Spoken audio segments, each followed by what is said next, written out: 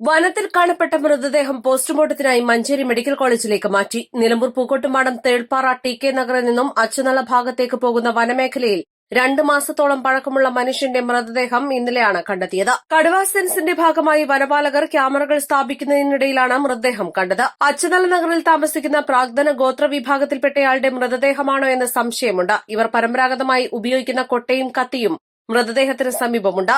മൃതദേഹം പുരുഷന്റേതാണെന്നാണ് പ്രാഥമിക നിഗമനം. മൃതദേഹത്തിന്റെ പഴക്കം മൂലം അസ്ഥികൾ വരെ വേറിട്ട നിലയിലാണ്. നിലമ്പൂർ തഹസിൽദാർ വിനോദ് കുമാർ, പൂക്കോട്ടുംപാടം സിഐ രാജേന്ദ്രൻ നായർ, ചക്കിക്കുഴി വനം സ്റ്റേഷനിലെ വനപാലകർ, ITCP ഉദ്യോഗസ്ഥർ എന്നിവരടങ്ങിയ സംഘമാണ് സ്ഥലം സന്ദർശിച്ച് മൃതദേഹം മഞ്ചേരി മെഡിക്കൽ കോളേജിലേക്ക് കൊണ്ടുപോകുന്നതിന് തുടർ നടപടികൾ സ്വീകരിച്ചത്. East life, Nilambur.